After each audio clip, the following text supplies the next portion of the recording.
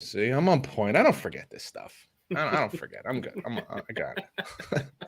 I don't mess up ever. I never mess up. So you want to get right to it? Let's do it, bro. Let me just make this thing here. Son of a bitch. Real quick, I misunderstood your text about the NFL thing the other day. That's why I went back and looked at it. That's okay. I was on like 7 vodkas. You were probably John thinking Howard's getting into a fight. I was all fucked up. You were probably thinking like, let's break down what they need or what's yeah. And then I saw your Pat. I'm like, all right, that works. Yeah, let's just break down what happened. Because I want to get that done before then we start going draft talking. Then we do get into what's to come. Obviously, yeah. Okay. It's this. So all right, okay. Sorry, just wanted to clear the air. Perfect. No, but no LeBron Michael talk, huh? Goat talk. I just don't think it's a comparison, dude. I mean, we could throw it out if you want to do that another day, maybe another day. Okay. Well, because we're short on time today. So, okay. What's up, everybody, and welcome to Bump and Run. I'm Pete Colasano, joined as always by my good friend and hard newsman Scott Bracey. What's going on, dude? What's up, buddy? How are you? I'm doing good. Did I just call you hard? That's a funky way. And you can't see my bottom half, which is you're assuming the best at that point. What a fascinating way to start the show, everybody. We are looking at a somewhat, we'll call it truncated version of the show today. Maybe we'd like to think so. Scotty's going to be on location later tonight and can't do one of our normal 2.5 hour lingering podcasts. So we'll try to do as best we can. We're going to make it like one long lightning round, which live from Green Bay, the Aaron Rodgers saga. Absolutely. So we're not going to waste any time. We told you last week, in case you didn't understand, we're going to look back on each division in the NFL, each team in each division, and kind of take a look at how their season went. And I don't know, maybe we could throw out the idea of what are they thinking moving forward? We'll get into in the future, what their needs are, possible draft picks, maybe free agency, what each team might lose. But we're just going to look back, a little post-mortem on what each team kind of did this year. And we're going to start this week with the NFC East. And I'll start off by saying this. It's clearly the worst division in football. And it can be summed up just like this in this one little piece. It could be summed up by the Cowboys. The Cowboys, which made the playoffs, but were out in the first round. Everybody looks at it and they say, well, they're a good team. They scored a lot of points. Well, the funny thing is they averaged 40 points per game against NFC East opponents, right? And if I'm not mistaken, they were 6-0 against the rest of their division. You agree with that? Is that true? I don't think they lost a division game. 2-0 against the Giants, 2-0 against the Washington football team gave them a run, but I think they fell short. But they lost, right? Yeah. So they averaged 40 points against the NFC East, which is this is the NFL, 40 points a series. Yeah. The issue is they averaged about 25 points a game against the rest of the NFL. So, and that's kind of middle of the road. 40 points per game in their own division is fantastic, but 26 points per game 25 points per game is actually middle of the road for the rest of the NFL, which raises questions because we know it's the worst division and you did great against your division, but not so great against the rest of the NFL. Are they really that good a team? So, but they did win their division, and that's going to be something to springboard them into next season. They got one of the best defenses in the league coming back, along with their defensive coordinator Dan Quinn, along with their full staff, McCarthy and Kellen Moore are also back. So that's a part of the good side of it. I think what's fascinating about you bringing that up is that you have two coordinators coming back that fans and people who do what we do are calling to replace the guy who's currently there as a head coach. Yeah, right. I just think that's so interesting. You would think just from a pride point of view, McCarthy might be like, I got to get these fucking guys out of here, man. I can't have them breathing down my neck the whole time, So I just think that's interesting. If Sean Payton's around next year, who knows if McCarthy will be there. Good Lord. Way. You have 3 guys coming at your neck. Another positive for them, I think, is Dak will be fully off year 2 of the gruesome injury. Do you think that was an issue this year? I think a little bit. I think mentally it's got to be. And then remember he had the shoulder in preseason. I think and then he hurt his calf during the season. Yes. So there's a lot going on there, dude. So I just think maybe you got another year clear of that. Yeah. I think it's more of a positive, obviously, than a negative, unless if he hurts. Well, he's got to be more healthy. He's got to be feeling more confident, more stable. I actually look at with Dak and I say, you've been a little exposed as a good quarterback, not a great quarterback. I think you and I had this kind of debate, we'll say earlier, we'll say before the season actually started, where I was a little higher on a Derek Carr than Dak, and you like Dak a little. We both thought they were close, but we had it reversed. And they both had the exact same season, more or less, right? Lost first round in the playoffs. Cowboys won the division, but like you said, it's a weaker division than the AFC West. Oh my God! More weapons than Carr has, for sure. So and see, that's what I wanted to talk about with you. I wanted to ask you, I'm looking at this team and I'm saying, where could they improve? Because you have just a cast of wide receivers that are really good. You certainly have your overpaid quarterback in place. They're not going to get any more running backs, I don't think. I mean, maybe later in draft, but the offensive line, maybe, I don't know. But it's like offensive line, you can always improve on that. Defensive ends, they need to re-sign, but I think both of those guys, which is huge. And then who knows if you put Micah there, you draft a linebacker. There's a lot of possibility. When you have those kind of weapons, you have a lot of options. I think they should. That's if they keep Amari Cooper too. Correct, and I definitely think they should go after a running back later in the draft. I think Pollard at this point, they're not going to do it, but I think Pollard's your starter. And Zeke's your short yardage guy, but they're not going to do it. Or he should be cut. He should just be cut. Dude, I don't know what the cap hit would. Yeah, I don't know what the cap hit would be on that, and we'll look at that moving forward when we get into free agency and draft and all that kind of stuff. But I mean, he's just. This is why people like me. And this was before the podcast. When they signed Dak, it was before the podcast. But there's people like me, and I don't know what you thought about them signing him. I thought it was a mistake.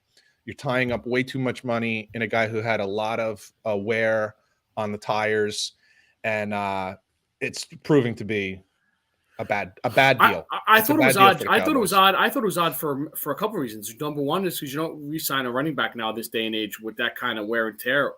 And the line was getting worse as the years were getting better. Years were going on. Right. And you signed him in Amari Cooper before you signed Dak, and it just didn't make a lot of sense to me. It was a little weird. Yeah. So you're signing this big running back to make it sound or look like you're going to be a running team, and then you pour all this money into quarterback or wide receiver. It's like you can't pay everybody, dude. Correct. So we'll see. And they're lucky they drafted well, honest to God. It was a successful season. I'm just looking as but it was against the poor division, and I'm not sure how you improve this team, because if Dak really isn't elite, it's a problem. Philly looks to me like the most intriguing team in the division. Just they're interesting because a lot of questions coming into the season about their coach. He turned out to be pretty good. They weren't supposed to have a really good season. A number of people were thinking, maybe the worst record in the NFL, which I personally thought was crazy. You thought they'd be bad, but you didn't think they'd be the worst. I thought Houston would be the worst, honestly. Yeah. And they had a pretty good record. They have a shit ton of picks in the draft, which actually gives them some capital to potentially make a move. The most recent, kind of rumors that I heard that were out there are the possibility of a Russell Wilson. And I actually think that is a possibility because you can send Jalen Hurts. You can send Hurts back. Now, I don't think Hurts is a long-term quarterback decision, but it's a bridge to what you could use in the draft. If you draft something or even package that for another player. So they have lots of options, lots of picks, interesting coach that we really praised for making some great adjustments throughout the season, and they really did.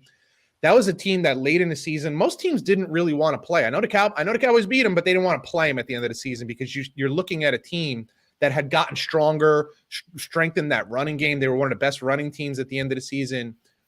Really interesting. I don't know what they're going to do. They still have this quarterback situation.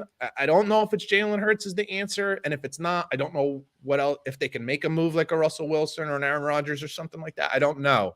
We'll have to see what rumors come up. They certainly have the ammunition to pull something off like that. But they're just interesting. It's a very interesting team, and I'm intrigued. And then when you take into consideration like the Howie Roseman and the ownership and how they really have their hands on this team, it's just an interesting team. I'm fascinated to see what they do and where they lean moving forward. Well, two good things, too, besides the picks. I got confidence. They're a confident team now, coaching staff and roster. O-line's one of the best in football. Yes. Negatively, aging defense. Yeah. No doubt about that. And you mentioned what hurts. That's a huge question mark still. Yeah. Although improving, for sure. But still not. I don't know if he's a Super Bowl quarterback. This is what we always end up talking about as a guy, a Super Bowl quarterback. He can be a winner, but not a Super Bowl quarterback, you know? Mark Sanchez went to 2 back-to-back AFC championship games. I don't know if anybody ever looked at him as a Super Bowl winning quarterback. So I agree with everything you just said, too. And don't forget, they lost $24 million in salary cap this past season. They had to eat $24 million of Carson Wentz's salary this year. That's off the books. Yeah. So they'll probably have a little more money to spend they'll definitely have a little more money to spend than they did this past season. It's interesting. They're interesting, dude, because they're as much as the Cowboys are kind of locked in on, look, there's Dak, there's the line, there's Micah, there's the receivers. Like, they kind of are who they are. They're not going to be that much different next year. Philly could be vastly different next year. And that's building on something that they already were surprisingly successful this past season. So I just think they're really interesting. I can't believe I got to say this name out loud, but I'm going to have to. The Washington, is it the Commanders? Am I right about that? Commanders? The Commanders. The Commanders. The Commies. Okay. The Commanders, formerly known as the football team, formerly known as the Redskins. You could say whatever you want about this team. They don't have a quarterback. And I heard some things this past week, earlier in the week, that they were ready and willing to make big moves, to make a big splash move. I don't know what that means, because you have to have some capital to give back. It's easy to say we want Aaron Rodgers. No shit. Like, who doesn't, right? But do you have this is the question I've asked of you so many times when it comes to Denver. Like, well, what are you giving back? It's got to be a win for Green Bay, too. You're giving up one of the best quarterbacks, theoretically in the history of sport. Right. You got to give something back. And that's why I look at Washington. I'm like, it ain't going to just be draft picks, and it sure shit ain't going to be like Ryan Fitzpatrick, so, I don't know how they do that, but, and the other thing for me is, like, with the defensive coach, and I like Ron Rivera. I think he's a really good coach, great leader, successful.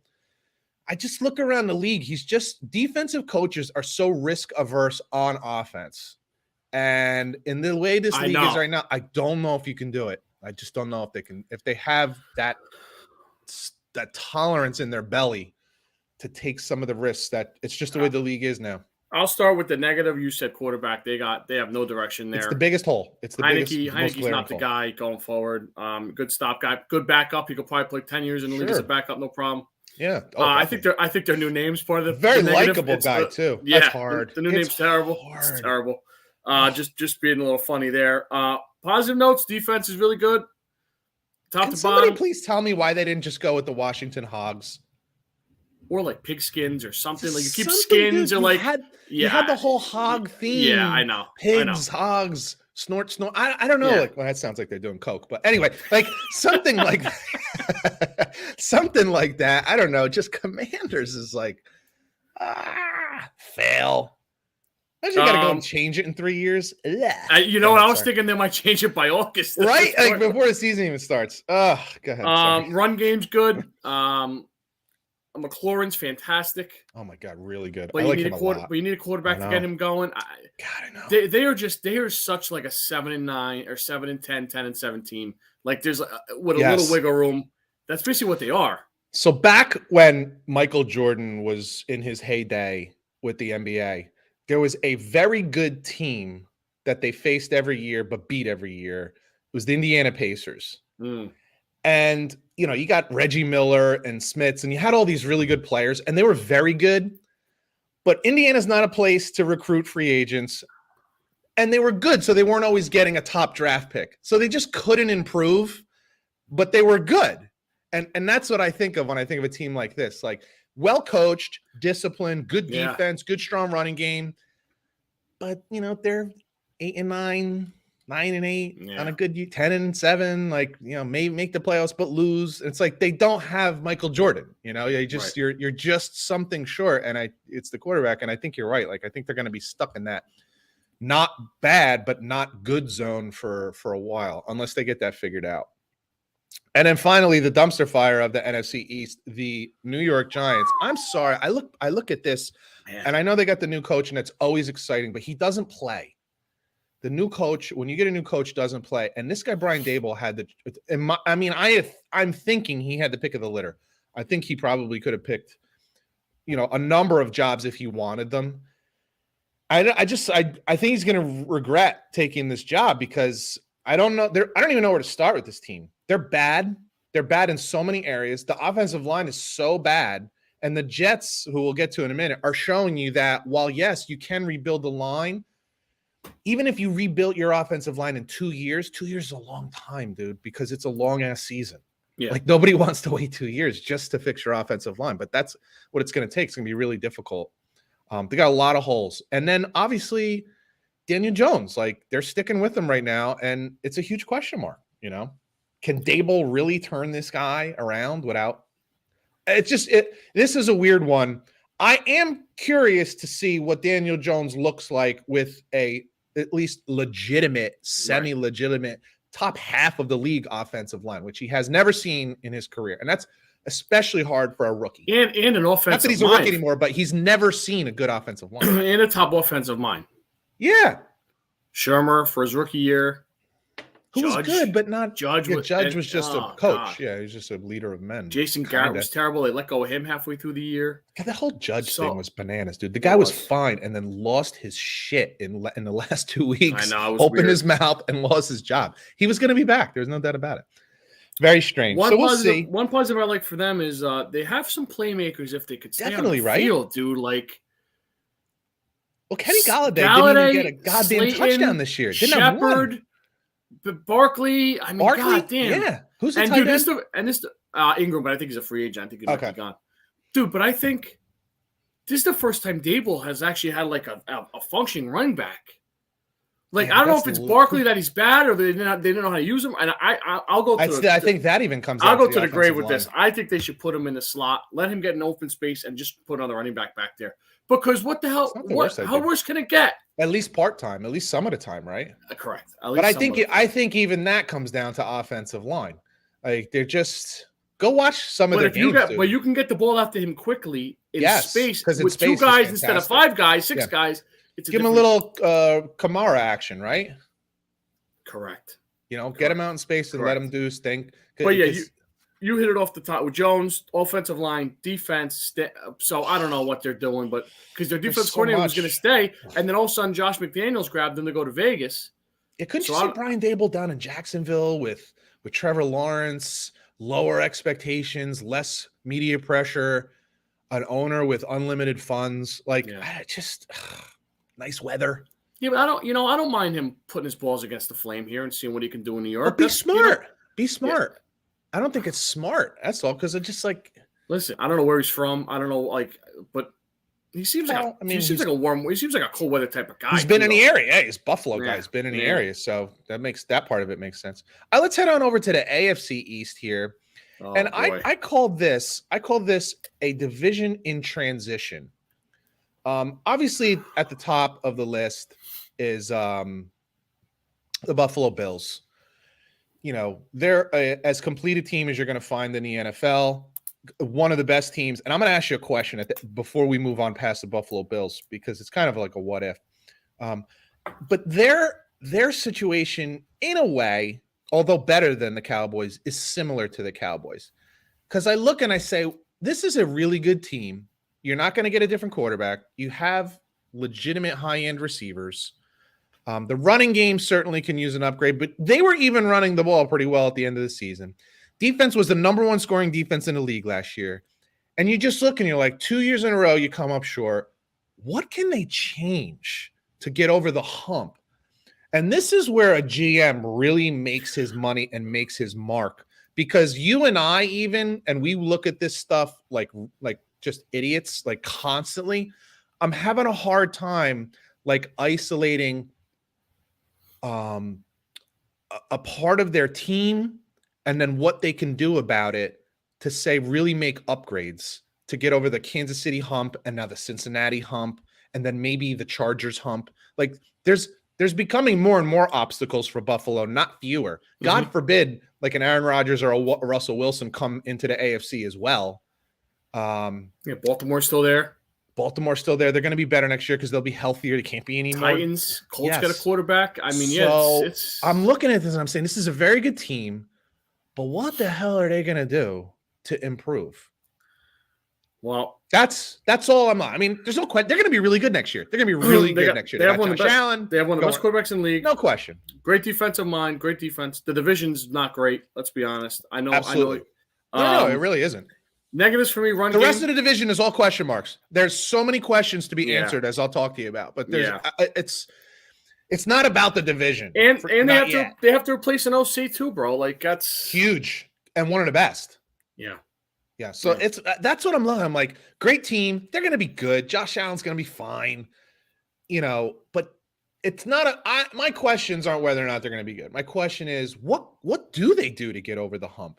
To get over to Kansas City and all those teams. And I genuinely don't have a good answer for it. Usually we have some ideas, and I'm looking at them like, I don't know. They're pretty good offensive line. Like, there's not a lot of weaknesses there. I don't know. Well, we'll dive into that a little more. New England was clearly improved. Mac Jones showed great resilience and talent for a rookie. They managed him fantastically, but there's questions there too, right? Like, because Josh McDaniel is gone, new head coach, Raiders, right? Correct. New head coach of Raiders. So do we see the continued growth from Mac Jones? I don't know. I don't know that what we saw isn't like everyone has a ceiling, right? And you just don't know when a less talented guy hits his ceiling. Like Baker Mayfield kind of is who he is. He's the same guy after the first year as he is now. He's really not much better. He just kind of hit his ceiling and that's it. And we don't know with Mac Jones. And now he's going to have a new offensive coordinator. Things might still be similar, but you're not communicating with the same guy. So the language is going to change a little bit. To me, that's the biggest question. Like, does Mac Jones take another step? And if he does, this is a pretty good football team. How about cap space, dude? They remember they signed all those guys last year on the defensive side of the ball, so I don't know what's going on there. A ton of money, two tight ends. Yeah, we'll get into all that. But I think they had to have been pleasantly surprised, considering that they walked away from a former MVP quarterback in Cam Newton to start a rookie right from the beginning of the season. You got to be pleased with the way he played. He got you into the playoffs, and that's just doesn't happen all the time. So I just looking forward, it's like, this will come down to Mac Jones. They always do a great job with their offensive line. Obviously, Belichick nails the defense down. Yeah, run game's always pretty good. It's good enough, right? It's timely. They don't always run the ball for a shitload of yards, but their running game is timely. They know how to get first downs late in games, late in halves, that kind of stuff, So they're good like that. It's just, will Mac Jones basically it'll come down to, we're going to find out this year if they made the right decision in drafting Mac Jones and starting him. That we'll find that out this year. Mm-hmm. All other things that they'll do, we will find out about Mac Jones. The Jets, I think, have obviously tons of questions. Well, first of all, like we'll call it a positive, like that whole coaching staff, which was very green, and I don't mean how about that? Very green Jets. Oh boy, didn't mean that at all. No pun intended. Very green, very young. For all first-timers, first-time coordinator, first-time head coach, first-time quarterback, first-time defense coordinator, like everything was a bunch of firsts. And there were clearly improvements made by the end of the season. You and I spoke about how we'd like to see Robert Saleh show some freaking emotion at the end of the year in some of those games, like the guy we saw in San Francisco. The guy, I think both of us were kind of excited about coming to the Jets because he was bringing this excitement, this level of intensity that we were so interested in. He didn't show it. He was so stoic first half and then kind of broke out of that. We saw, what the hell's his name? Mike LaFleur start mixing up the plays, doing a better job. That offense was clearly better at the end of the season than it was in the beginning of the season. The defense, to me, showed lots of resilience at the end of the season. They had Tampa Bay on the ropes. They beat Tennessee. They beat Cincinnati. There's lots to like, but there's still a ton of questions. Like, they need so much help in a defensive backfield. What's his name? I forget the defensive lineman that they lost to, I think it was Achilles during preseason. Lawson. Does he come back at full speed? Will he be back when the season starts? And then obviously the biggest question is, we're going to find out this year, did they find their franchise quarterback? And as much, I love Zach Wilson. I don't know. I don't have an answer. I'm not ready to say that. I like the kid, but I'm not ready to say he's franchise quarterback yet. You certainly haven't seen that yet. You can't say with any kind of conviction. So one of my positives is, year 2 under staff and Wilson. One of my negatives. Year 2 under the staff and Wilson. It's totally true, right? I have no idea. Yeah, I have no idea. It's got to be good. It's got to be good. They're definitely third or fourth behind the Bills and the Patriots right now, right in the division. Who knows about the Dolphins? Yeah, would have transitioned there as well. Picks and cap room, dude. That's huge. This is where Joe Douglas really has got to hit a home run, man. Yeah. If you look at his last 2 drafts, there are a ton of starters right now that play regularly and play pretty well. You look at last year's draft, how many rookies were starting?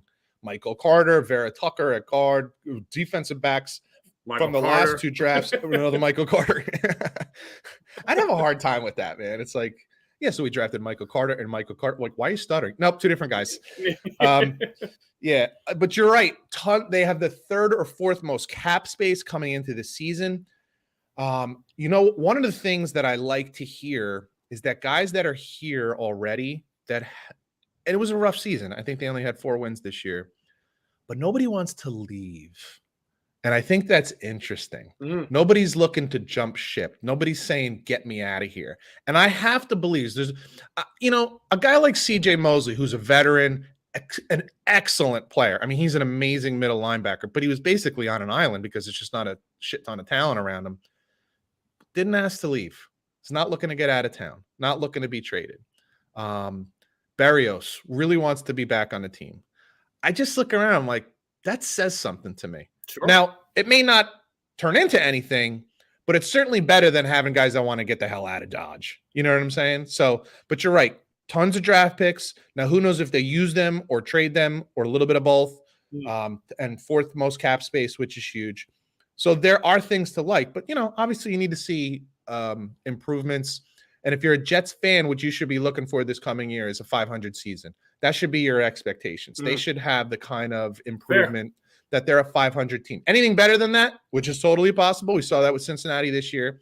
I'm not expecting a Super Bowl, but it's possible to get more than that. But your expectations should be 7-9, whatever. What the hell would it be now? 7, 8 and 9. Yeah, something like that. 8 and 9, 9 and 8. No, 7 and 10 to me would be a little short. I was gonna say anything less than 7 and 10. I think you'd be disappointed in. I mean, yeah, I think to be honest, if I'm being honest with you, I think I would be a little disappointed even in 7 and 10. Because how slow can the progress be? Because then the next year we're 9 and 8. What a year makes. You're the king of September looking for the draft, and now you want 8 and 9, 9 and 10, 9 and 8. Well, listen. Wow. If I'm going to be fair, coming into the season, I said maybe they're a 5 or 6 win team, and Jets fans need to be patient. 8 and 9 is not exactly awesome. So yeah, but what you end up having 4 wins? Yeah, but I'm saying they were right there. They had Tampa Bay beat, and they threw that game away. So, I just look and I'm like, they're basically a 4, 5, 6 win team. Bad. You're bad. They tried to give you that game, too. That's why they so did. To Tom Brady, just dangle it. And he's like, nope, give me that. You have a naked player walking across the field. Oh, thanks a lot for reminding me. Dude, they should have won that game. It was over. Just kick the field goal, dude. Just kick the field goal. Anyway, and then do you have more on the Jets? Or are you good? Nope. That's it. Yeah, so it'll be interesting, but they still have it, dude. It was a bad roster coming into last season. They made some nice moves, but it's still not great. There's still a ton of holes. So, and if I'm being honest too, I like Corey Davis. He's kind of like a 1B, but he's not a true number 1 receiver. Now, I don't know if there's an option out there for that. I don't know if you're going to find that guy in the draft. I would prefer to find that guy in the draft instead of spending money on him. But you have other needs too. Oh, totally. No, there's so many. Dude. They got to fix that offensive line. You can't go receiver. I would ride with Davis, Berrios, and Moore. Yeah, you need another weapon. Whether it's a tight end. We've been saying that for 2 years. Since we started this, we've been saying that. I would prefer a tight end. I would, in fact, for me, tight end would be more of a priority than a top flight wide receiver. Agreed. But they need something like that. But there's a lot of holes there, so we'll see what happens with them. And then finally, you got the Miami Dolphins, who have had maybe the Jacksonville probably had the most tumultuous season. Miami's kind of had the most tumultuous off season. Wow. The whole Brian Flores thing has just not, and Stephen Ross thing and everything, not done them any favors. And so it's going to be incredibly, there's just so much chaos. And the biggest problem about chaos at this point in the season, listen, they had an incredibly bad stretch of losing 7 straight games and an incredibly good stretch and the good stretch came after, which is always better coming into the offseason. But then you go through the Flores Ross thing, and then you got guys who are free agents that are reluctant to come. You know what I mean? Who'd they end up hiring as their head coach? That would be Mike McDaniel. Oh, yeah. So I don't know. The weird kind of The nerdy, nerd? yeah, like Yeah. weird's unfair. I don't want to. He's a little odd. You I can don't want say to give him that, but he's a little odd. It's either going to be fireworks galore or such a dud. It looks like he should be playing Xbox instead of actually coaching the team. It's going to be weird, man. I don't know. So that's my problem with them. I just look and I say there was so much chaos that you're going to have now draft picks. They don't have a choice, but like I think you're going to have trouble getting the high end, the top end, free agents to come there. I mean, it is Miami. It is Miami, so that's definitely an allure to that. There's no doubt about it. Waddle's fantastic. That's a good sign. Awesome. Defense is pretty good, but like you mentioned, who knows who's leaving? I know they got some guys they have to re-sign. I don't know if that's going to be possible. Dude, Gesicki is not even. I don't think he's signed.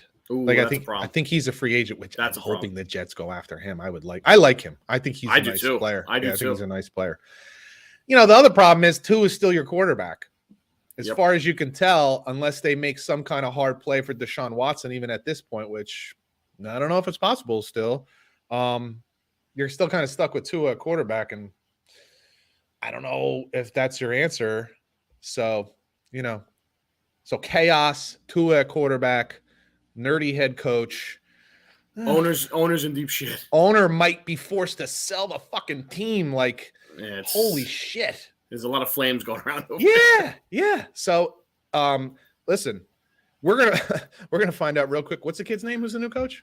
That'll be Mike McDaniel. Mike McDaniel. We're gonna find out real quick what kind of a leader Mike McDaniel is, because he's gonna be tested very quickly, because you know what happens in this situation. Also, once the season starts, God forbid they get off to like a 1-3 start. Now you got players who have been on the team that are going to start testing the coach. They're going to start pushing the envelope a little bit, coming late to meetings, coming late to practices, not showing up. Oh, my ankle hurts when they're just fine, and that'll be starters that are doing that shit. Mm-hmm. And then things really start to roll downhill in a bad way. So, we'll see. So that's your NFC and AFC East roundup. We did get to all the teams, correct? We did. Yeah. And you wanted to give a little update on Brian Flores, which makes sense after we come flying off the Miami Dolphins here. Yeah, that's a perfect segue. It's like you've done this before, Coach. Thank you, sir. Brian Flores was hired this week, or I guess last weekend, by the Pittsburgh Steelers as their new head coach. Oh, linebacker coach. This poor bastard goes from being the head, and I shouldn't even say poor bastard, because in a way he's brought this on himself. We'll see what happens. I don't like to get involved and talk too much about legal stuff when, the media has no problem with this. ESPN has no problem jumping in and saying, well, this is what happened. You don't know what the fuck happened. And you end up looking like a jackass when you say and you don't know. And we'll see. Were there text messages about tanking games? Was there racism? It's hard to claim racism when you got hired. It's hard for you to claim racism with Denver when they then go on to hire a black man as their head coach. It's really hard to say that the Giants, just gave me a cup of coffee interview when they then post the itinerary of exactly what they did that day, and it was an entire day. Right. So we'll see what happens. I'm not here to tell you how that's going to turn out. But what it did cause is nobody wants to touch the guy. And it took someone who has the gravitas of Mike Tomlin to give him a chance, because no one's going to question Mike Tomlin. Nope. For now. You haven't heard a word about it, right? Yeah, for now. No one's going to question it. And the reality is the guy's a really good coach. Brian Flores is a really good coach. But nobody wants baggage, I've said this for so many times. People say, like, well, why did Kaepernick, get cut and nobody gave him a chance? And, say someone like an Aaron Rodgers or Cam Newton, or, you can get a guy who causes problems. Why do they keep getting chances? And it comes down to talent.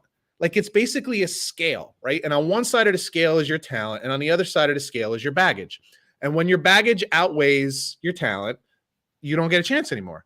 And this is what we know about Ocho Cinco back in the day and Terrell Owens. And you'll continue to get chances as long as you produce. And then the minute you stop producing, you're gone. Whereas other guys like a Julio Jones, whose personal life is flawless, gets injured all the time, but he keeps getting chances because people are like, well, he's a good dude. AJ plays Green, hard. same thing. Yeah, like you keep getting chances because you're not that kind of guy. Brian Flores has kind of brought this on himself, but we'll see, how long and what kind of job he does there. And if somebody at that point is willing to give him a chance, but this is the best job he was going to get considering the baggage. Yeah. Which is funky. It is funky because you and I it's- had praised him for the last 2 years doing a really good job. It's a perfect spot for a reset, though, too. Yes. Maybe. Because the whole thing about Pittsburgh is that Tomlin has never had a losing season, but he's also never had a coach without Ben Roethlisberger. And now you got, oh, damn it. What's the kid's name? Played for Oklahoma State. Mason Rudolph. Mason Rudolph is now your quarterback. He's not exactly, bloated Ben.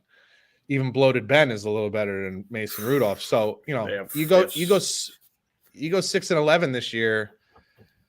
You'll see how much do people love you. So we'll see. Mike Tomlin has built a lot of goodwill. You sound like my brother. Have a couple losing seasons and see what happens. The goodwill and not only that, very quickly. Done anything in the playoffs, even when they've been there for a while. It's been a long time. They get in, but they don't do anything. Been a long time. A couple quarterbacks that I wanted to get to that just were kind of in the news this week because the tides have shifted just a little on both of these guys and for very different reasons. Jimmy Garoppolo was in the news this week. 2 out of the last 3 seasons, they get to the NFC Championship / Super Bowl with Jimmy Garoppolo. They have a 67% winning percentage with him. They have like a 30% winning percentage without him.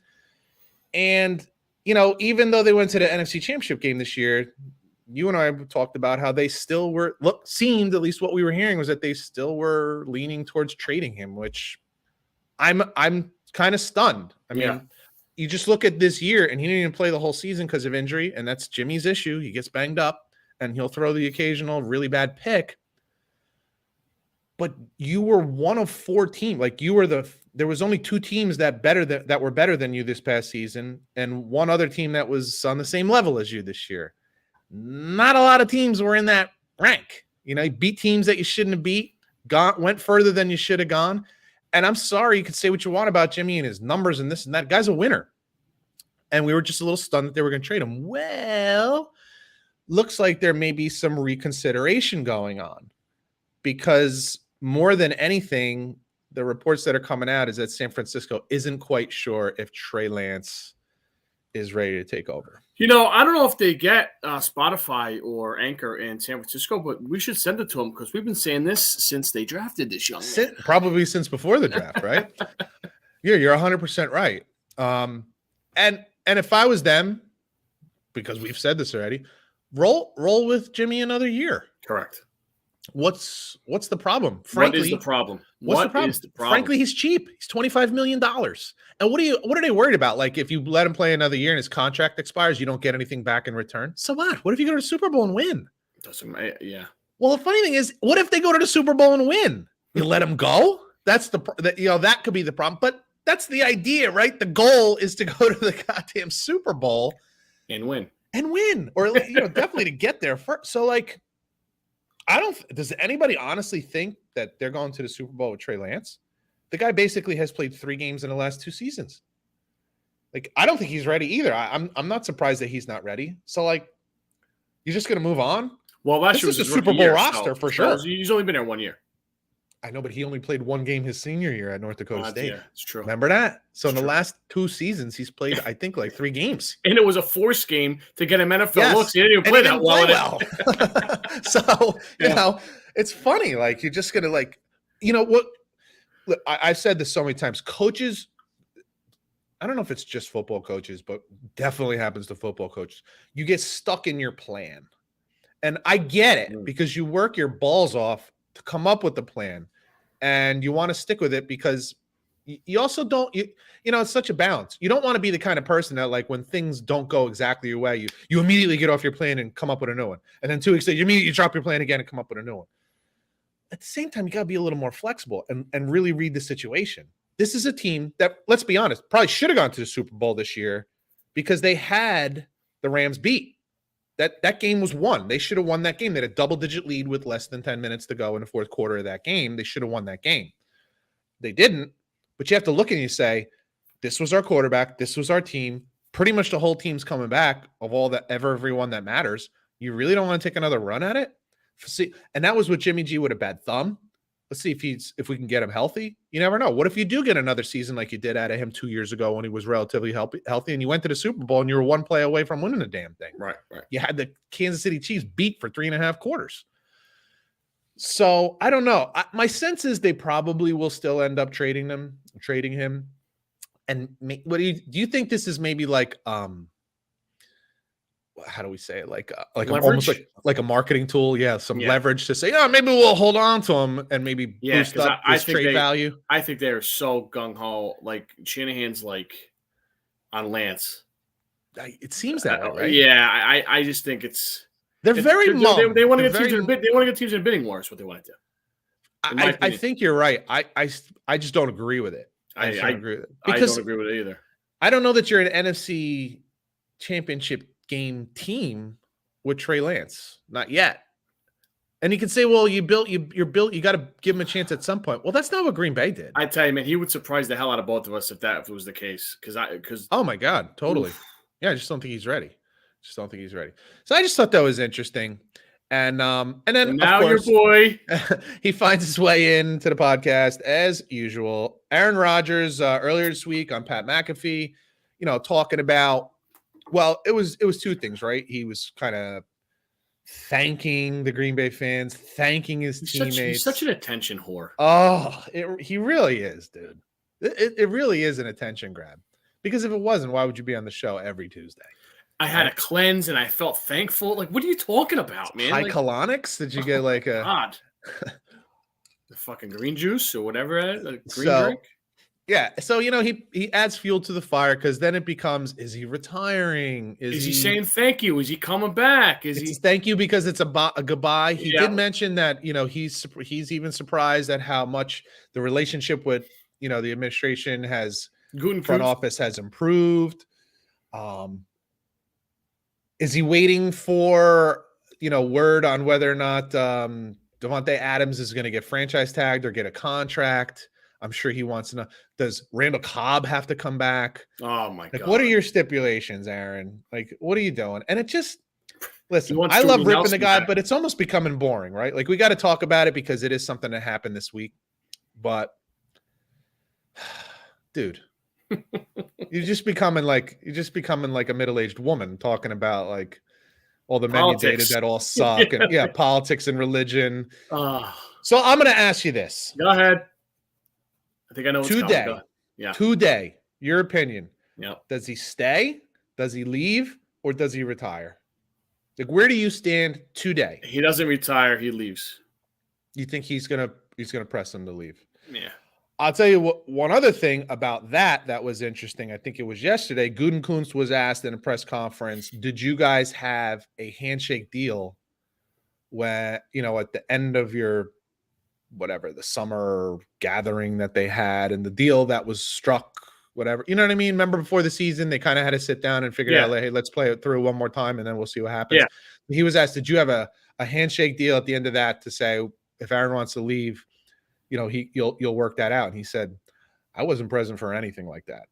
And I'm like, oh, this guy is so chill. I actually love that. He's like, I don't know what the fuck you're talking about, man. I'm not playing into that shit. I'm not giving into that shit. I'm like, good for you. Good for you. Let Aaron do his dance and you do your job. All right, let me ask you a question. Okay. If you got them in a room, the Green Bay front office, and they scored 13 points at home in a playoff game, in weather that they're in favor of, totally. You think they could probably go, all right, listen, we've been down this road now. How many times in the last 10 years? He hasn't gotten us back to a Super Bowl. Let's figure this out. Let's get him out of here. I think they ask that all the time. but I think it has to be the right deal. And I think they have to get and I don't know if they have the right plan in place to replace him either. That's what I'm saying, and that's why I keep coming back to two scenarios. Derek Carr, I know that. One of which is a possibility, which is the Derek Carr thing, because I think that fits for all parties. Aaron gets to go west, bright lights, big city, lots of attention for an attention whore. Yeah. And Green Bay gets back what they want, which is a nose to the grindstone, hardworking, no nonsense quarterback that they can have for a while. Derek Carr is still plenty young enough to give you a good 5 to 8 more years. I don't know, like really solid play. I agree. And I think that transition could probably be seamless. A Deshaun Watson kind of deal intrigues me, but I just don't think that Aaron Rodgers would okay that deal. He would say, I'm not going there. God, so, no way. Then I do wonder, I don't think it's possible because of the cap space, but the Tennessee thing is intriguing because, again, Green Bay gets back a Tannehill plus picks. And but the cap space, I think it's like a $40 million cap. You said last week, Tannehill's on like $60 million or something with whatever they got. If I'm not mistaken, I think it's a $47 million cap hit. There's no way they're going to do that. Now, if there's a way to renegotiate the contract with Tannehill to get that number down closer to I don't know. But why would he do that? Well, because then he's going to go someplace where he's more wanted. You clearly don't want me here, and I get to go to an organization that's gone to 3 straight NFC championship games. I mean, that's intriguing for him, too. Play with a Devontae Adams. They didn't go to the championship game last year. They lost. Division round, they lost. Oh, you're right. But you know what I'm saying. But it's you don't love me, I'll go somewhere else, and they do want me. So it's intriguing. I understand what you're saying.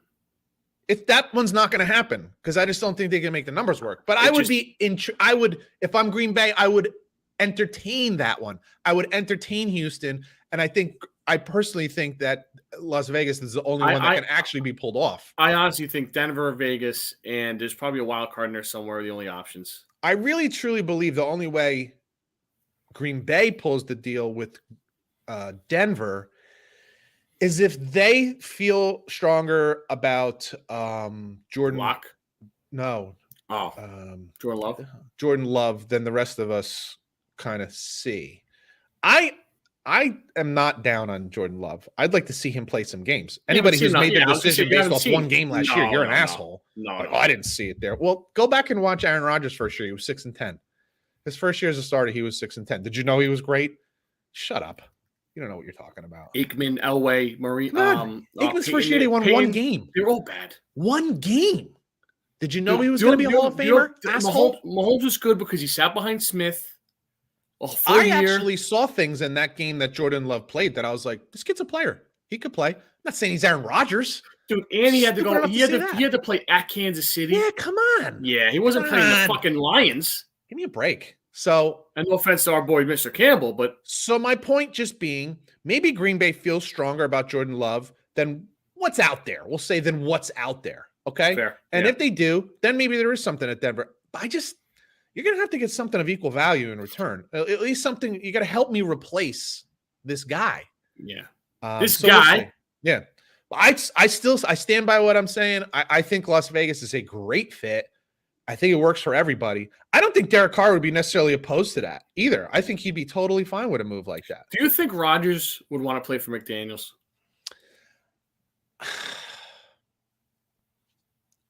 Well, yeah. I mean, McDaniel has a really great reputation as an offensive coordinator. I think it's a bad move for Rodgers. You have a better team in Green Bay. You have a easier division in Green Bay. He's a dick. Yeah, that sums it up right there. I mean, you're a dick. He's a dick. And for such a smart guy, you're pretty dumb. You got Devontae Adams there, who's your number. You said he was your favorite teammate ever. Dude, you'll win that division for the rest of your career. You have two stud running backs. It's bananas. It's so dumb. And I know we're not even close to being done talking about this, but so I want to ask you one more thing that I forgot. I want to ask you when we were talking about Buffalo. Okay. Now this is pure nonsense, but I'm going to ask you to really think about it for a second. Mm-hmm. What if those 13 seconds got run off the clock? So I was thinking about that when we were talking about this, because I was like, because you said, how can they improve? And I was sitting there going, they got to get 13 seconds better. They scored 30. They scored 36 points, but they gave up 42. So obviously defensively they got to get better. But they're the best defensive team in the scoring defense in the league. But that's why I didn't say anything, because I was like, I can't really say that. So I'm like, 13 all right. seconds. I'm like, all right. The DC had a really bad game, but he had a good year, so I can't go there. So that's what, dude.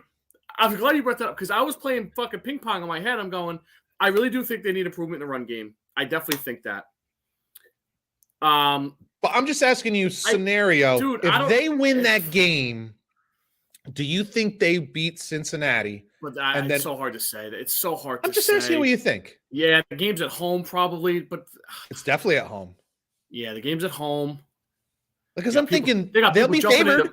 They got people jumping into fucking picnic tables in the parking lot. They're going to be jacked out of their mind. That's true. Like, That's dude, right. Like, it's going to be somersaults into the wooden table. Oh, it would have been, that place would have been bananas, dude. Oh. Not that Kansas City wasn't. So that I'm not trying to. Obviously, Kansas City they rocked that house for sure. Let's say, because I'm just playing it through in my head.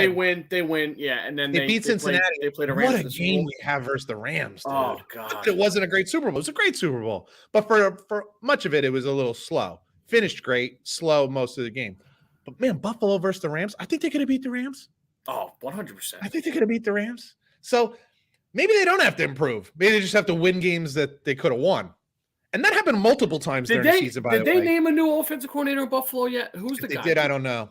Yeah, I don't know. I didn't see anything. If they did, I don't know. You think they promote within? Quarterback coach or tight end coach? Yeah, usually it ends up being a quarterbacks or wide receivers coach that you'll bump. I don't know. We'll have to look into that and report back on that for next week. Because I'm sure by now it's probably been filled. That's a good question. Because I was like, what can they really do? But what do they have to do? I guess 13 seconds away from having a home game against Cincinnati. Dude, because now look, you got Diggs. Now Gabriel Davis is now your definitely number 2 guy. Knox he loves. So like goodness. you're ready to go. Like, my god. I know, right? Yeah. Right? 13 seconds, dude. 13 seconds changes an entire franchise. Can you imagine if the Giants drafted Josh Allen instead of Saquon Barkley? Oh. All right, I'm not gonna let that. We could get off. That's what we do. That's what we do, right? But it is like. But it blows your mind, and once you think about those 13 seconds, and you're like, it's then they'd be playing Cincinnati. Well, you can't just blow off Cincinnati. They did beat Kansas City, and they did beat Tennessee, and they had the Rams on the ropes. But I think Buffalo could beat them. And then if they beat them, then they go against the Rams, and I'm like, fucking, of course they could beat the Rams. Cincinnati almost beat the Rams. Like, yeah. Oh man, like. How many times have we said in the last, 5 weeks that it comes down to players making plays, right? God, there were literally a couple, 80-something plays throughout an NFL football game. 2 plays. I don't want to make you history. I don't want to make you an alcoholic, but you went from Tom Brady with the Patriots to Josh Allen. Dude, come on. And I got Zach Wilson, and I like Zach Wilson, but he ain't Josh Allen. No. He's got a good arm. No, Josh Allen's arm. He can run. He's got good legs. He's not Josh Allen. Yeah, I know. Well, have a sip. Yeah, good call. I gotta help myself out here. Oh, I really like Zach Wilson. I really do, but fucking Josh Allen. God damn, he's big, strong, doesn't get hurt, never misses a game. Leader. One more. Did you take Sam Darnold before Josh Allen? Jesus Christ. Well, everybody did. I got to hear everybody say, well, Josh Allen, he's raw. How you like me now? 7th, 6th? It was in that range. It was Baker, Barkley, it was still Darnold. Pretty high, but yeah, he got passed up. I loved him. I loved him too. No. Josh Allen went to Arizona after that, around 11 or 13. Josh Rosen. I mean, Josh Rosen. Sorry. Josh Allen draft. What you got there? I think he was probably like in his 6 or 7 range, 7 or 8. I think, didn't Buffalo move up to get him? 2018 draft. Feels like it was yesterday. God, I was so happy to get Sam Darnold. Guy's going to be a perennial backup for the rest of his life. Baker 1, Barkley 2, Darnold 3. Oh, my God. Go ahead. Denzel Ward for He's a good player. Broncos took fucking Bradley Chubb over him too. He's a good player. Quentin Nelson, good player. 6. Josh Allen, 7. Yeah. 7. So Rosa went 10. I think they moved up to get him too. I think you're right. I think they did. Rosen went 10. Rosen went 10. We were both kind of down on Rosen just because he seemed like a dick. Minka went 11. I feel like Minka's been in the league for 10 years. He's only. I know. Oh my God. Because he got traded so quickly. Who does that? That's when they were tanking for Tua. You're right. Yep. And now they can't. Now they can't find They can't get out of Tua quick enough. Amazing, right? Gotta get rid of this guy. You tanked for Tua, and now it's like he's holding us back. Oh boy. All right. Oh, good call on that one. Hey, your boy with the Michigan Wolverines, Juwan Howard, found himself in some hot water this past weekend. I guess it was Sunday afternoon in Why don't Madison, you tell Wisconsin. us all about it, sir? Yeah, Mr. Howard, who I like a lot, lost his mind for a couple of minutes as seconds as they were going through the handshake line. The sportsmanship line. So there's a lot here that we don't know or we think we know. Michigan was down by 14 or 15 points. They were pressing whatever. Wisconsin was? Or Michigan was. Michigan was pressing whatever, and Wisconsin had their backup guys in, and Greg Gard at Wisconsin calls timeout. Is he the head coach or assistant coach? Yeah, he's the head coach now. Yeah. He's the head coach. Okay. Who does not look like a head coach in the Big Ten, but he does a pretty good job. Wisconsin's always pretty good. Yep. Wisconsin basketball has become very, very like Wisconsin football. Wisconsin football. Yeah. Like they're grinders. They're not necessarily the most athletic. They can beat anybody. They're pain in the ass. Anybody at any time. Yep. They're tough as shit. They play real smart. Like who's the athletic director that used to be the head football coach? Barry Alvarez, but he's retired. He's not the AD anymore this year. He's it's his first year. Okay. Yeah. He has done a great job brilliantly developing their sports programs, recognizing we're not going to get the best, most elite athletes. Let's develop a plan to find tough grinders. You can argue that Madison needs a statue with him there. You wouldn't get an argument from me. I'm down with that. I mean, he has great. And their wrestling team's pretty good. Their hockey team's always good. So they have a good athletic department. A lot of that is from him because it wasn't always that way. Oh, they were a laughingstock in the 80s and early 90s before he got there. He got there for football and then turned that football program into a perennial, I don't know the power is the word, but really strong competitive team. I mean, maybe third or fourth in the conference every year. And when Barry Alvarez got there, that's when you saw year after year after year, the NFL draft was littered with Wisconsin offensive linemen, and they were all awesome. Yeah. Right? They were just Ron Dane became a Heisman Trophy candidate, could barely play in the NFL, but he was a star. Why? Because they're the best offensive line year after year after year. And you can name 10 running backs after him that have had mediocre careers, but all Americans or all Big Ten in Wisconsin. And that's because of what Barry Alvarez built there. So I'm sorry. I just thought about it when you said it. It's like, God, this guy did an amazing job. Amazing job. Juwan was pissed off that maybe they called timeout with the backups and whatever. But you could argue, Juwan, you shouldn't be pressing either. Let's wave the white flag. Let's coach your team. Coach your team. Don't worry about what they're doing. Coach your team. Juwan was pissed off. He was going to walk right by Gard in the post-game handshake line, and Gard grabbed him. Now listen, Juwan's 6'10". He played in the NBA. He's a monster. Calm down a little bit here. As much as I love him, calm down. Gard's a little bit of a Weasley guy. You can kind of see it. Just let him go. Let him walk. You explain it later. Whatever you want to do, explain it and then let Juwan answer it. Meet in the hallway, whatever. Sure. Juwan's fired up. You know he's a fuck fiery guy anyway. Let it go. He grabs him. Then a melee ensues. Assistants from Wisconsin jump in. So now the thing that I was explaining to my brothers and my buddies in a group text was whatever that happened with the head coaches, Michigan got Juwan out of there. They got him behind, like, by Michigan's bench again, and Gard was back by, like, the half-court logo, and it was all, like, assistants and players now were bitching and moaning. And then something happened where I don't know if a Wisconsin assistant grabbed one of Michigan's players or something was said, and that's where he went over the top, 6'10" wingspan, and head slapped somebody, which obviously you can't do. But now he didn't come out and say what was said, or he didn't come out and say why he said it. But then you see the Wisconsin coaches are doing like that wrestling, like something. I do like it's like all right. Then you're on Twitter after, so obviously something was said that pissed off Juwan. Now, the Big Ten has suspended Juwan the rest of the regular season, 5 games and a fine. And the first game was last night, and Michigan won. They beat Rutgers at home. It was a pretty good basketball team, by the way. So that's Rutgers is pretty good basketball absolutely. Pikel's did a great job there. I don't know how long he's going to be there for. I think someone might snag him up. Yeah, they're very good. So that's a good start. 1-0 without him. They have 4 brutal games ahead. I don't think they won't do any noise in the tournament, but obviously, making a tournament's a big deal just for, everyone involved. Fans, school, the world, women do brackets at work. Like, it's just a cool thing. Yeah. I don't think they'll make any noise, but do you think the suspension was enough? I don't. So let me throw a couple things out there. Number one, what's fascinating about this to me is that when you go back to the Fab Five, Juwan Howard was kind of the good guy on that team. Yeah. When there were any kind of like on court, incidences that flared up. I mean, this is what happens in competitive sports. People get pissed at each other, like catch an elbow, hard box out or something. Juwan Howard was usually the one that was like, no, we play basketball. Don't do that shit. And here he is getting mixed up in this kind of shit and being the one to throw the first punch, we'll say. The South Side of Chicago came out with at him a little bit there. But I have a problem with guard also. I don't care what you want to say to the guy. I don't care if you bark at him. I don't care if you call him out. I don't care if you get in his face.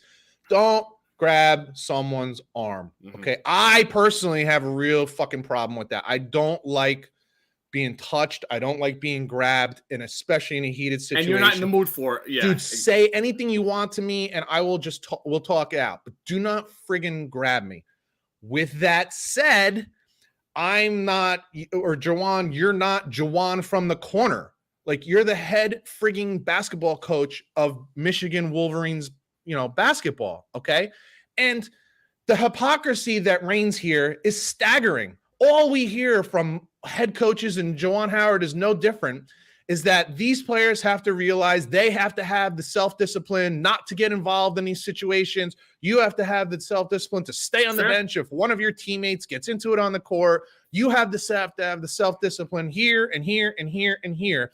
And the second that your character is kind of brought up, you show the worst side of yourself. And that is why I believe it should have been a steeper suspension, because we are constantly hearing how these players are thugs, how these players are undisciplined. They're not what they used to be. They're this, they're that.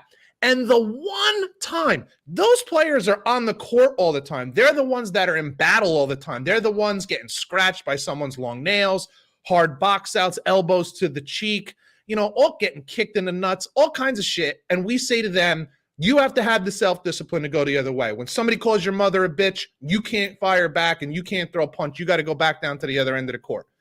One time you were pressed with someone being an asshole to you, and guard was being an asshole. Don't touch somebody. Say whatever you want, but don't touch anybody. I don't mean just like rub shoulders. Don't grab somebody, dude.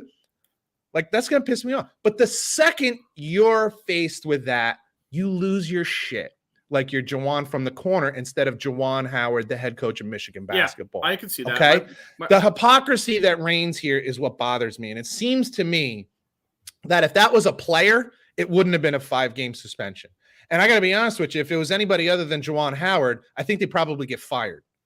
So to me, at the very least, it should have been through the rest of the regular season in a Big Ten tournament. And if they made it to the field of 64, then he could have coached again. But it should have been a little steeper. It should have been harsher, not because of Juwan Howard, but because of what you're saying to the players, that this is unacceptable, whether it's a player or a coach. I hear you. I think the number was right on games, and I'll tell you why. One, because he didn't kill anybody. Well, no. Yes, murder would be worse. And you know why? Because Jim Boeheim has killed someone. Rick Pitino has gotten himself in trouble. Mr. Brian Kelly on a court. Mr. Brian Kelly has killed somebody. So, You know what? Yeah, they have not. Yeah, remember when he was at Notre Dame, they had like the towers, the filming towers, and a thing came down. Kid was in it and came crashing down in it. Oh my God, no! You don't remember that? Yeah, look at that fucking story. Yeah, so that little bastard has killed somebody too. So listen, was Juwan wrong? He kill the guy? Did he knock the tower over? Maybe he did. Maybe he did. I wasn't there. He set, I some, know, set maybe up some C4 at the bottom of the tower and blew it right after practice. But listen, that little kid was a prick, though, so he deserved it. He was responsible for it. Oh So I'm just saying, so get him off the tower. The lightning's coming, Brian. Get him off the tower. Oh my God! Listen, he just killed the guy. I'm like, what? How was it? Drunken drive? He's like, no, tower fell. Fell. For Christ's sake! Listen, lightning, get him off the tower. Listen, I'm being a good lawyer. My arguments are good. Oh my God! So Jesus. So no, listen, he was wrong. 5 games, I think, is enough because you know why? Wisconsin got nothing. If you want to give Juwan the rest of the year and the Big Ten tournament and the tournament, then you got to do something on Wisconsin. I would have. Yeah, so then I got a problem with both then.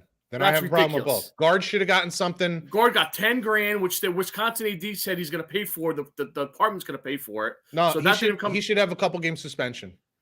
He should have a couple game suspension. He should have at least a 2-game suspension. Maybe. And I'll tell you this. And I'll tell you maybe he should have been regular season. Yeah, and to the end of the regular season, and Juwan Howard through the Big Ten championship game. And I'll tell you this, Juwan, it's strike 2. Well, you know what else wasn't good was his reaction immediately after the game. Yeah. He was very not reticent at all. He had no remorse. It was just like, hey, man, this is what happens in a field of battle. You're not in a field of battle. You're the general. Yeah. You can't lose your shit. The soldiers can lose their shit. You can't lose your shit. You have to keep it together, even in the face of adversity. From everything we hear, he's a good man. But you are the face of that program. You cannot. And dude, and I agree. If he hit a kid, God forbid, you're gone. Or if a kid hit a kid, I don't think it's just for the rest of the regular season. A kid did hit a kid. And they got one game. Diabate got one game, and Williams got one game. And Williams was the kid that was getting held by the assistant coach from Wisconsin. I mean, what the fuck are we doing? Hey, you just said it was strike 2 for him. What was strike 1? Last year in the Big Ten tournament, he went after Mark Turgeon from Maryland, the Big Ten tournament game. Something was said about 10 or 12 minutes left in the game. So now you have a pattern. He didn't hit anybody, but he went. There was something, but Turgeon's a little weasel too. So everybody else is a weasel, but Juwan Howard's a good man. I didn't say Juwan was. I said you've been saying he's a good guy. He's a good man. Listen, you never lost your shit on somebody. Not like that. Nope. Nah, I got stories. Verbal? Verbal? Yeah. No. I'm talking on the field. No, the Turgeon one was verbal. He didn't hit. No, he didn't go after it. No, the Turgeon one was verbal. Yeah, on the this field. One was this. No, but Turgeon. I'd say that funny with Turgeon being a weasel because my buddy Tyler, I was a big fan of his until like there's something going on last couple years. But this guy's a fucking crybaby. So now like that's why I said like that. But no. That's strike 2. Now you got to calm down. I don't know if he needs anger management. I don't know what's going on there, but he just you say this. Dude. You say this. Coach. You say this is your dream job. Don't fuck it up. Act like it. Yeah.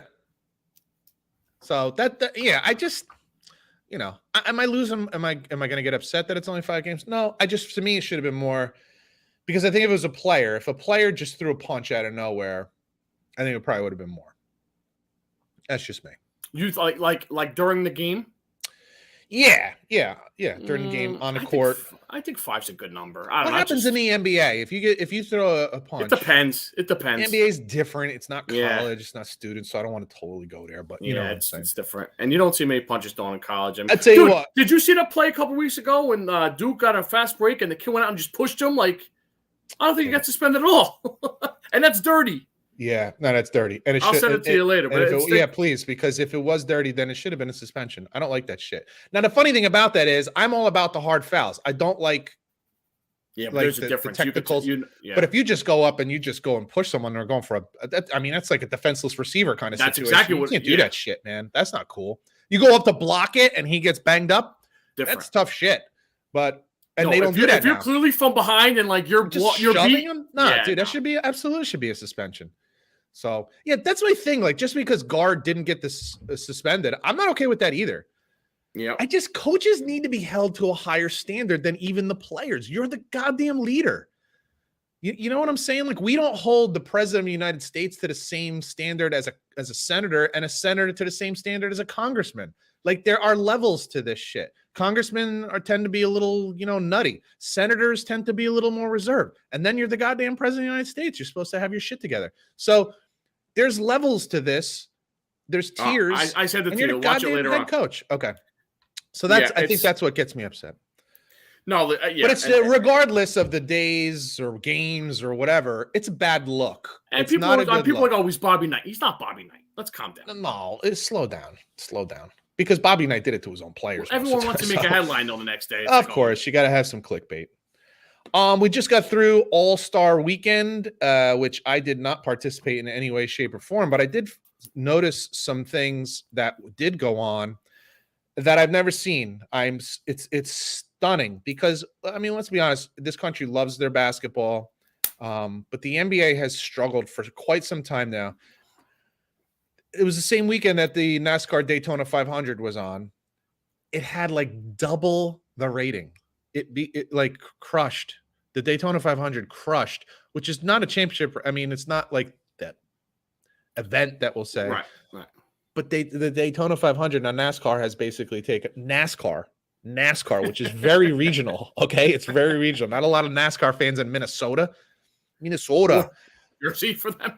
Yeah, or Jersey. And Daytona 500 crushed the NBA basketball the All-Star game itself. It wasn't the slam dunk contest, it was the slam dud contest. I saw highlights, or I think I had it on in the background while I was just like doing stuff or whatever. Dude, I'd never seen judges give like 6s and 7s. It was such a bad slam dunk contest. Like, so full disclosure, I didn't watch a second of All-Star Saturday night. I was by my buddies. We're watching some Michigan hockey, having cigars, and I was told it was, like you said, slam dud.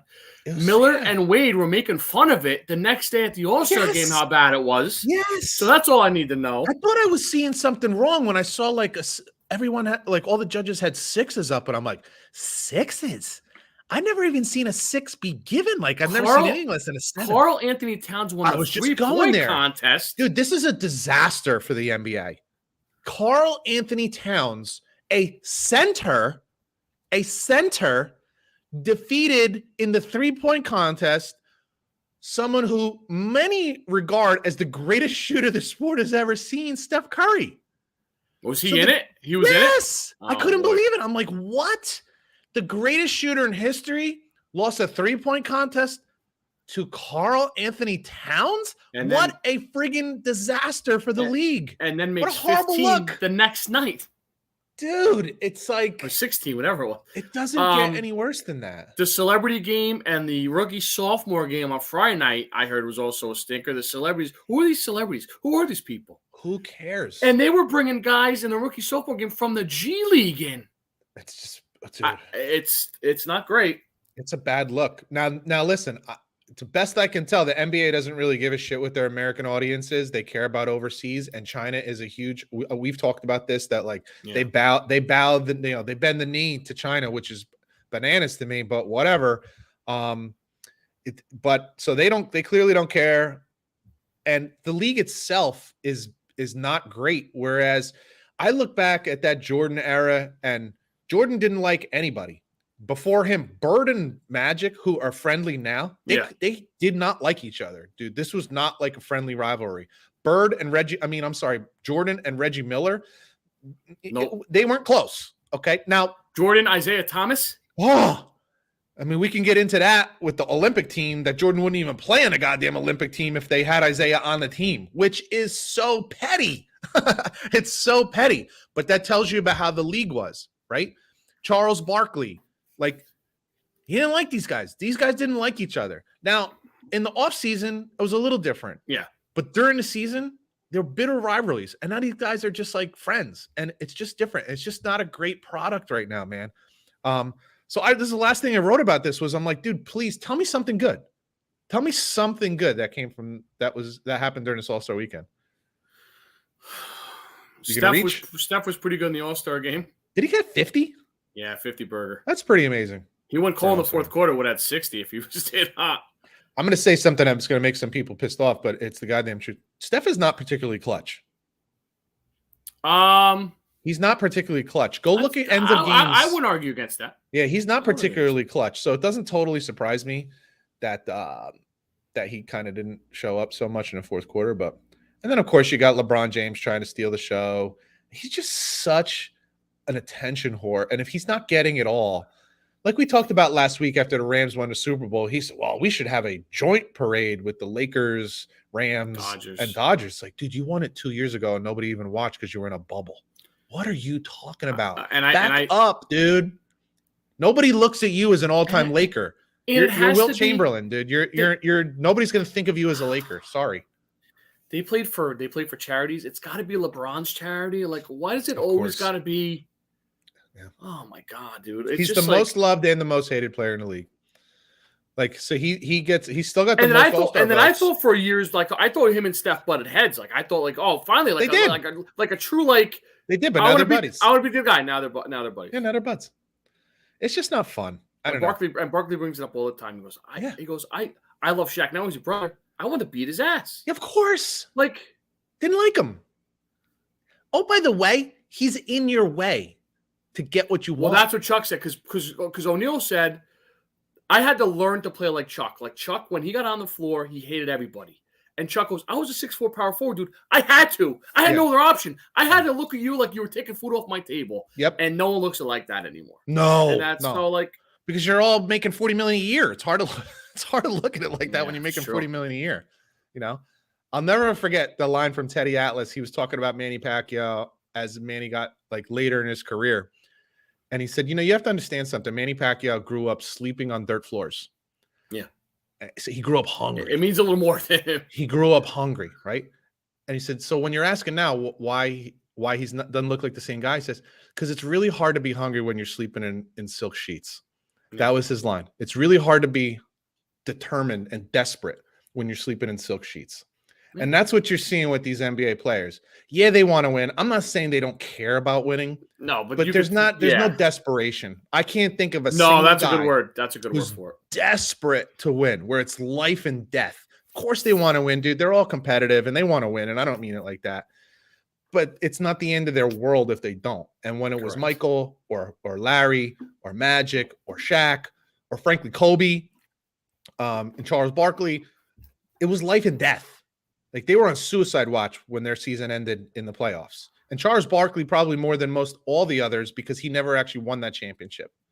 It was hard. You know, Dan Marino, who is like a fun-loving guy on TV right now when he does football broadcasting or whatever he does, Dan Marino was an angry guy. If you've ever seen him on a football field with his helmet off, that guy had a scowl on his face 24/7. Yeah, he was not happy. Everybody. He was tough, dude. He was a tough teammate because he was desperate to win and never got it. And you just don't see that.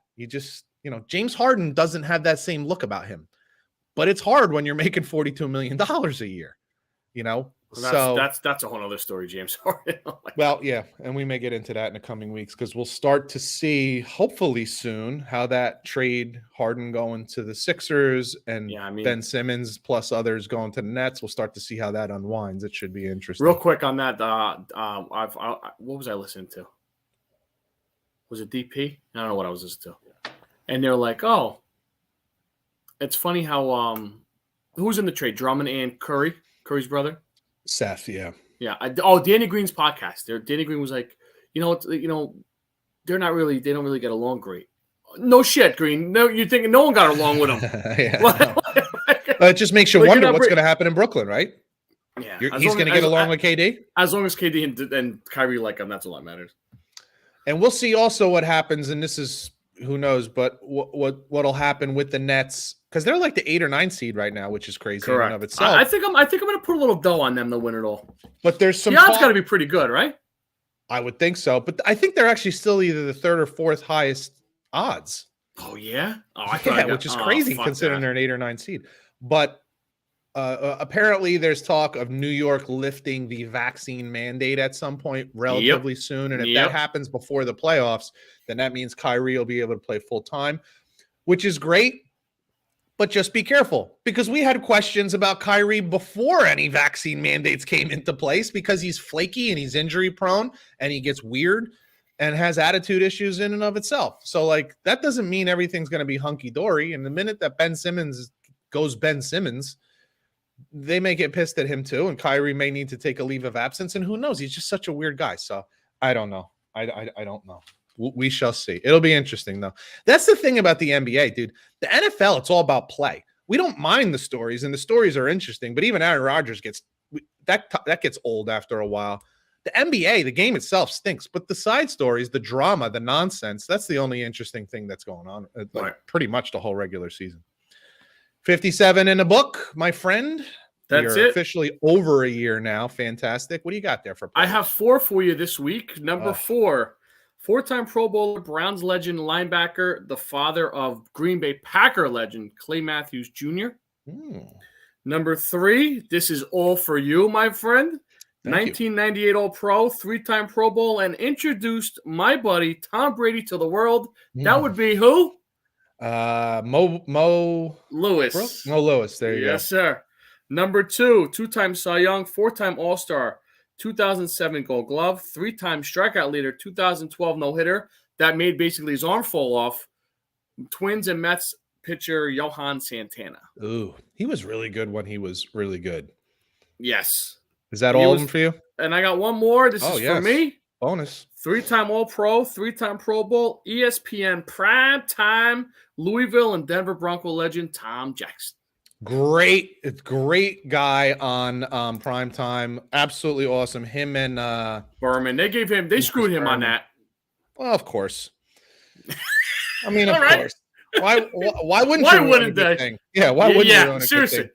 ESPN has pretty much ruined everything else about sports. So I have a plethora of things here. Fascinating facts about the number 57. Oh, yeah, I'm loaded. I know I'm a gym teacher, dude, but I'm well versed. One of a real fun movie.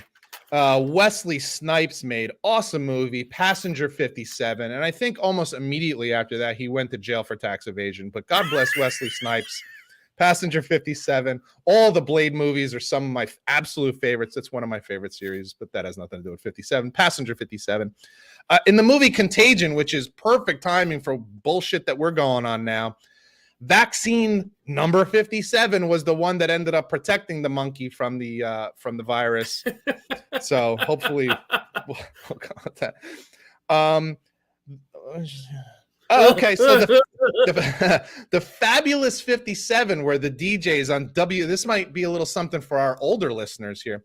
The Fabulous 57, they were the group, the DJs that were on WMCA radio in New York back in the 1960s. We do have a demographic of listeners that are in their I'm not saying a word. 60s and 70s. Stephen Colbert, who is mostly known for the was it the Daily Show or what the hell was he on, or Colbert, whatever his I think it's Colbert Show, right? Was it the Colbert Show on Comedy Central? People think of like that's where they saw him first. Not true. There was a show, it was like a sketch comedy show on Comedy Central called Exit 57. And that's what Stephen Colbert really got his start on Comedy Central with. And of course, most of you use it all the time. You don't even think about it. You don't think about the number, but you use it on your French fries, on your hamburgers. Some of you weirdos put it on your hot dogs. I don't know what would make you do something stupid like that. But Heinz 57 ketchup, so many rumors about why it's 57. Is it the number of ingredients? Is it the number of attempts to make the recipe? Who knows? Who cares? We know it as Heinz 57. It's one of our favorites. The organic is fantastic. So there you go. Fantastic list there. Good job. And now you can catch your flight out to wherever you're headed. Thank you, sir. Enjoy. For Scott Bracey, I'm Pete Colasano. You've been listening to Bump and Run. We'll catch you guys next week. Later. Peace. Is it stopping? Well done. Oh, look at that. Came out beautiful. Did so well. Excellent. All right, dude. So you're out of here. Look, I give you like extra time. No problem. Excellent. I can take a shit now. It's fantastic. Jeez. All right, bro. Have a good. Oh, I don't know what you're doing. Have a good time, I think. Or no, it's a funeral? Yeah, wake tonight. Funeral. You don't have a good time. Don't have a good time. That would be very inappropriate. So no open bottle of scotch. Yeah, nah. Just don't. He was a good dude. Hi. All right, man. I'll talk to you later. Later on.